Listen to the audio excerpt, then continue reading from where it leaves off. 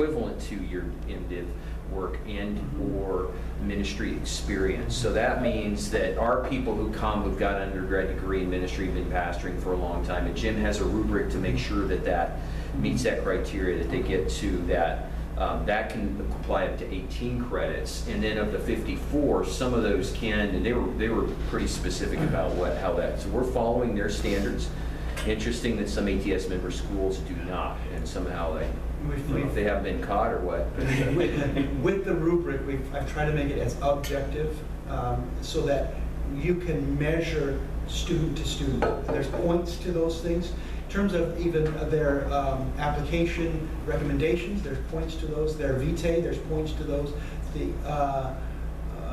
Their written essay that they have to turn in, there's points to that. So each applicant receives a grade based on that rubric. So it's not just a matter of, yes, very subjective. And it's in sort of a three-way partnership: enrollment, registrar's office, and my office, as we work with the student to get them plugged in. But I'd love to sit down with you to share with you exactly what we've done if you'd like. Yeah. No, I just know that, you know, everything has gradually deteriorated since I went to seminary relative to everything that's required, everything.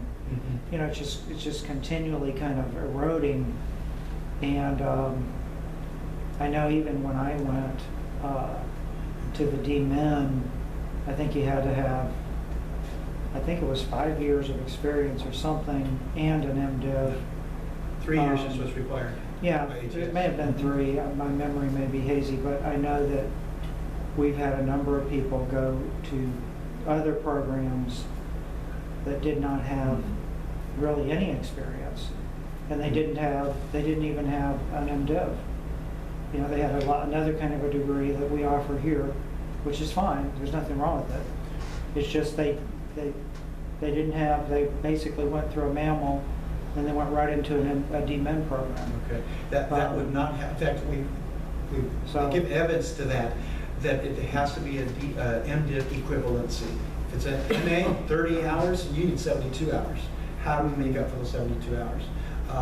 There have been some students, unfortunately, we've had to say, it doesn't look like you're going to do this. Yeah. One individual from California, won't mention his name, I'll call him Chris, because that was his real name.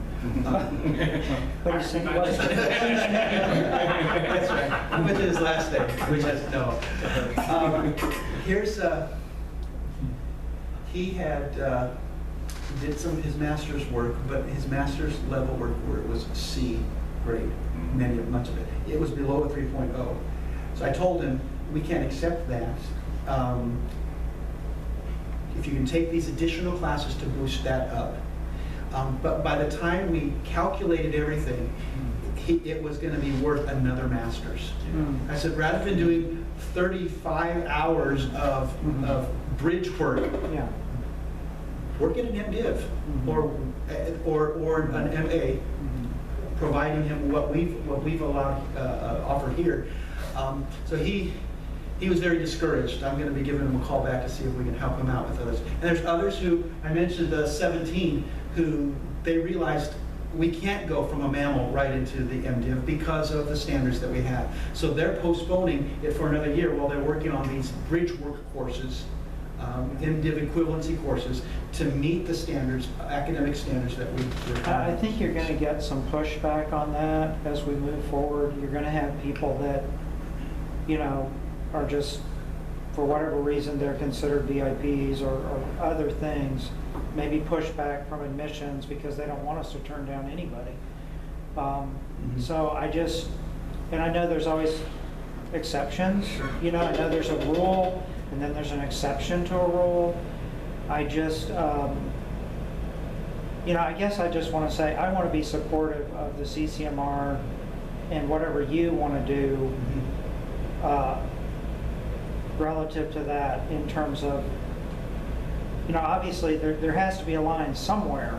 Sure. And I would vie for not continually moving the line as we go through this thing, because that's what always happens. Well, so I'm just we'll lose a few students if we do that, but we'll have a higher standard. Yeah. Well, and I found, working at another institution, to lower the standards, you end up doing a lot more work because of the raw material that's there, and the final product is not going to be And as long-term great. damage to the program. And so it affects your credibility. If we can maintain the standards, and the standards right now, they're ATS standards. I want our school to be top-notch, so we need to maintain those. Well, and that's a good argument. When you play the, it's like playing the accreditation card, you can play the ATS card. That's safe. Usually that helps. So, anyway. All right. Thank you. Let's think about, can we take 2-3 minutes break if you need, and come back and give us opportunity to switch PowerPoints. Perfect. Is there no such thing as provisional acceptance into a doctoral program?